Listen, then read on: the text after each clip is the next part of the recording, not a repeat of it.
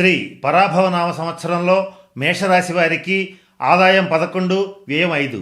అంటే ఇక్కడ ఖర్చు కంటే కూడా ఆదాయం అధికంగా ఉంది, 6 పాళ్ళు అధికంగా ఉంది. కనుక మిగిలినటువంటి ఆదాయాన్ని మీ యొక్క ప్రతిభకి తగినట్లుగా తగిన విధానాల్లో పెట్టుబడి పెట్టి ఆదాయాన్ని మరింత వృద్ధి చేసుకోగలుగుతారు.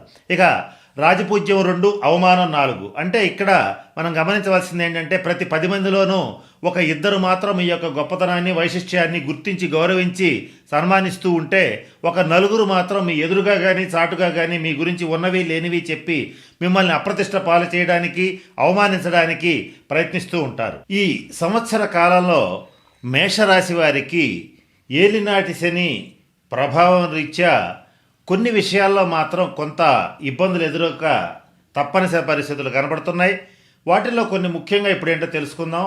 వాటిల్లో మొదటిది, ఎవరికైతే తండ్రి గారు జీవించి ఉంటారో వాళ్ళకి తండ్రి గారితో కొద్దిపాటి భేదాభిప్రాయాలు అలాగే వాగ్వివాదాలు ఇటువంటివి ఏర్పడే అవకాశం ఉంటుంది. అలాగే ఈ మేషరాశి వారిలో దాదాపుగా ఒక 60-70% మంది వరకు కూడా స్థాన మార్పు, అంటే ఉన్నటువంటి ప్లేస్, ఇల్లు కానీ ఆఫీస్ కానీ బిజినెస్ ప్లేస్ కానీ ఏదైనా సరే ఒకటి మార్పు చెందే అవకాశం చాలా స్పష్టంగా కనపడుతోంది. ఈ సంవత్సరం మొత్తం కూడా అలుపెరగకుండా కంటిన్యూస్గా పోరాటం చేసి ప్రతి పనిలోనూ విజయం సాధించేటువంటి అవకాశాలు పుష్కలంగా గోచరిస్తున్నాయి. నాయకత్వ లక్షణాలు బాగా పెరిగిపోతాయి. ఎటువంటి పరిస్థితుల్లో అయినా సరే ఈ ఏలినాటి శని ప్రభావం మీ మీద బలంగా ఉంది కనుక పొరపాటున కూడా ఇగో జోలికి పోవద్దు. ఇగోకి తీసుకుని అనవసరమైన విషయాల్లో వాగ్వివాదాలు చేయటం, అనవసరంగా ఇగోకి పోయి ఆర్థికంగా కొన్ని దారుణమైన నిర్ణయాలు తీసుకోవటం ఇలాంటివి చేసే అవకాశాలు ఉన్నాయి. కనుక ఇది ప్రయత్నపూర్వకంగా మానుకుంటే చాలా మంచిది. ప్రతి విషయంలోనూ కూడా పని చేసిన తర్వాత ఆలోచించే పరిస్థితి వస్తూ ఉంటుంది. ఏదైనా సరే ఒక పని చేయాలనుకున్నప్పుడు ఆలోచించిన తర్వాత పని చేయాలి. కానీ ఈ ఏలినాటి శని ప్రభావం వల్ల ఈ మేషరాశి వాళ్ళకి తొందరపాటుతనం, దూకుడు మనస్తత్వం బాగా పెరిగిపోయి ముందు అంతా చేయాల్సిందంతా చేసేసి ఆ తర్వాత దీన్ని ఎట్లా సరిచేయాలని ఆలోచించుకోవాల్సిన పరిస్థితులు బాగా ఏర్పడబోతున్నాయి. కొంతకాలం చాలా బాగా అదృష్టం కలిసి వస్తుంది, కొంతకాలం మాత్రం కొంచెం దురదృష్టం వెన్నాడుతూ ఉంటుంది. అంటే ఇక్కడ మనం జాగ్రత్తగా గమనిస్తే ఈ ఏలినాటి శని ప్రభావం మేషరాశి వాళ్ళ మీద ఇలాగే ఉంటుంది. అంటే కొన్ని విషయాల్లో బాగా కలిసి వస్తుంటుంది. మనకి అసలు ఏలినాటి శనితో పనే లేదన్నట్టుగా బ్రహ్మాండంగా మహర్జాతకంగా గడిచిపోతుంటుంది. కానీ మనం ఊహించని విషయాలు, మీరు చాలా చిన్న విషయాలు అనుకుని వదిలేసినటువంటి విషయాలు చావు దెబ్బ కొడతాయి. దాంట్లో దురదృష్టం వెంటాడుతుంది. ఆ దెబ్బ తట్టుకోవడానికి మీకు మానసిక శారీరక శక్తులని కూడా తీసుకోవాల్సినటువంటి పరిస్థితులు ఏర్పడుతూ ఉంటాయి. అంటే పగలు చీకటి ఎలాగైతే ఒకదాని తర్వాత ఒకటి వస్తాయో ఇవి 2 సందర్భాలు ఒకదాని తర్వాత ఒకటి తరచుగా వచ్చే పరిస్థితులు కూడా గోచరిస్తున్నాయి. ఆస్తి సంబంధమైనటువంటి విషయాల్లో ఎవరికైతే కోర్టు కేసులు ఉంటాయో, కోర్టు సంబంధమైన వ్యవహారాలు ఉంటాయో అవి వీలైనంత వరకు కూడా ఈ మనసు దాకా తీసుకుని ఇగోకి తీసుకుని మేము తగ్గే ప్రసక్తే లేదని అనకుండా కొంచెం జాగ్రత్తగా సామరస్యంగా కొంచెం తగ్గి కోర్టు బయటే తేల్చుకోవటం, అలాగే ఒక 10 రూపాయలు అటో ఇటో దాన్ని సెటిల్మెంట్ చేసుకోవటం, ఇటువంటి పరిస్థితుల్లో ఉంటే మేషరాశి వాళ్ళకి ఆర్థికంగా మంచి లాభం ఉంటుంది. అట్లా కాకుండా మేము ఏదైనా సరే కోర్టులోనే గెలుస్తాం, చివరిదాకా పోరాడతామంటే టైం వేస్ట్ అవుతుంది, డబ్బులు వేస్ట్ అవుతుంది, చివరికి నమ్మక ద్రోహం జరుగుతుంది. ఈ విషయంలో చాలా జాగ్రత్తగా ఉండాలి.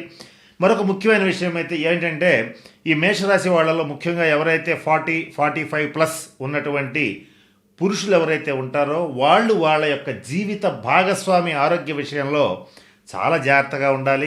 కొంత హాస్పిటల్ బిల్స్ గట్టిగా అయ్యే అవకాశం ఉంది. ఇక స్త్రీ మూలక ఇబ్బందులు, స్త్రీ మూలక తగాదాలు వచ్చే అవకాశాలు ఉన్నాయి. కనుక అటువంటి వాటిని ఆదిలోనే తుంచేయటం జాగ్రత్తగా అలవాటు చేసుకోండి. పెద్ద పెద్ద బాధ్యతల్ని చాలా సునాయాసంగా ఎత్తుకుంటారు.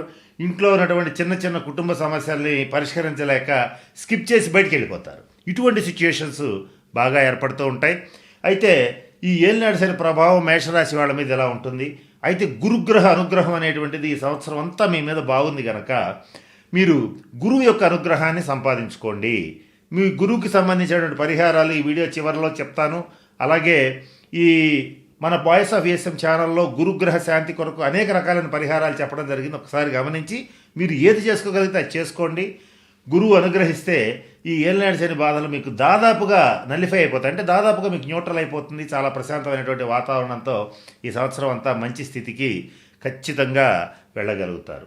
ఇకపోతే రాహుకేతువుల యొక్క సంచార రీత్యా ఈ స్పెక్యులేషన్ బిజినెస్ చేసేటువంటి వాళ్ళు, రాజకీయ నాయకులు, అలాగే ఈ సినిమా రంగంలో ఉండేటువంటి వాళ్ళు, కళాకారులు, కవులు, రచయితలు, వీళ్ళందరికీ కూడా మేషరాశి వాళ్ళకి చాలా బాగుంది. ఇక కొంచెం ఈ స్టాక్ మార్కెట్ రిలేటెడ్ బిజినెస్లు చేసేవాళ్ళు మాత్రం కొంచెం ఆచితూచి వ్యవహరించండి. భారీ స్థాయిలో పెట్టుబడులు పెట్టవద్దు. అనవసరంగా ట్రేడింగ్లు అట్లాంటివి చేయొద్దు. తీవ్రంగా నష్టపోతారు. ఇందులో కూడా భరణి నక్షత్ర జాతకులు మరీ తీవ్రంగా నష్టపోయేటువంటి అవకాశాలు ఉన్నాయి. పొరపాటునటువంటి పనులు చేయవద్దు. ఇకపోతే సాఫ్ట్వేర్ రంగంలో ఉండేటువంటి వాళ్ళకి మాత్రం కొంత ప్రతికూలమైనటువంటి కాలం నడుస్తోంది. ఉద్యోగస్తులకి, వ్యాపారస్తులకి మాత్రం బాగానే ఉంది. వాళ్ళకి రొటీన్ లైఫ్ హ్యాపీగా గడిచిపోతుంది. చిన్న చిన్న ఒడిదుడుకులు అయితే ఉంటాయి. ఉద్యోగస్తులకి ట్రాన్స్ఫర్స్ ఉంటాయి, ప్రమోషన్స్ కూడా వస్తాయి. అలాగే అవివాహితులకు వచ్చేటప్పటికి వివాహయోగ్యమైన కాలం మీకు ఈ సంవత్సరం, అంటే ఈ పరాభవ నామ సంవత్సరంలో దాదాపు అక్టోబర్, నవంబర్ నుంచి మీకు వివాహయోగ్యమైనటువంటి కాలం కూడా ప్రారంభమవుతుంది. ఇక ఈ మేషరాశి స్త్రీల విషయానికి వచ్చేటట్లయితే సమాజంలో మంచి పేరు ప్రతిష్టలు వస్తాయి. ఉద్యోగంలో ఉండేటువంటి, అలాగే సమాజంలో పెద్ద పెద్ద పదవుల్లో ఉండేటువంటి వాళ్ళు, స్త్రీలు ఎవరైతే ఉంటారో వాళ్ళ యొక్క ప్రభ దిగ్విజయంగా మోగుతూ ఉంటుంది. అంటే వాళ్ళ పేరు ప్రతిష్టలు మారుమోగిపోతూ ఉంటాయి. ఆర్థికంగా కూడా చాలా బాగుంటుంది. ఇకపోతే ఈ మేషరాశి యువకుల విషయానికి వచ్చేటట్లయితే వాహనాలు డ్రైవ్ చేసేటప్పుడు కొంచెం జాగ్రత్తగా ఉండండి. కొంత ఎక్కువ మందికి ఈ మేషరాశిలో ఈ సంవత్సరం దెబ్బలు తగలటం కానీ, సర్జరీస్ అవ్వటం కానీ, కుట్లు పట్టడం కానీ ఇట్లాంటి జరిగే అవకాశాలు ఉన్నాయి. కనుక ఈ విషయంలో కాస్త జాగ్రత్తలు పడండి. తగిన శాంతి పరిహార క్రియలు జరిపించుకోండి. ఈ పరాభవన సంవత్సరంలో మేషరాశి వారు మరిన్ని శుభ ఫలితాలు సాధించడానికి శనీశ్వరుడికి సంబంధించిన శాంతి పరిహార క్రియలు జరిపించుకోవాలి. దాంట్లో భాగంగా ప్రతి శనివారం నాడు మీ దగ్గరలో ఉన్నటువంటి నవగ్రహాలయంలో శనీశ్వరుడికి తైలాభిషేకం జరిపించుకోండి. ఇలా వరుసగా 8 శనివారాలు చేయాలి. అలాగే మరొక పరిహారం ఏమిటంటే మందపల్లిలో కానీ, తిరునల్లారులో కానీ, శని సింగణాపూర్లో కానీ శనీశ్వరుడిని సందర్శించి తైలాభిషేకం జరిపించుకునేటట్లయితే ఈ శనీశ్వరుడి నుంచి వచ్చేటువంటి ఇబ్బందుల నుంచి సంపూర్ణంగా తప్పించుకోగలుగుతారు. మరొక ముఖ్యమైనటువంటి పరిహారం ఏమిటంటే ప్రతి శనివారం నాడు ఆంజనేయ స్వామి వారిని ఆకులతో అర్చించి, అంటే తమలపాకులతో అర్చించి సింధూరాన్ని కనుక సమర్పించేటట్లయితే మేషరాశి వారికి కార్యజయం, ఆర్థిక అభివృద్ధి అనేటువంటిది ఖచ్చితంగా కలుగుతుంది. ఇకపోతే మేషరాశి వారు ముఖ్యంగా ఈ సోదర వర్గం నుంచి ఇబ్బందులు రాకుండా చూసుకోవాలి.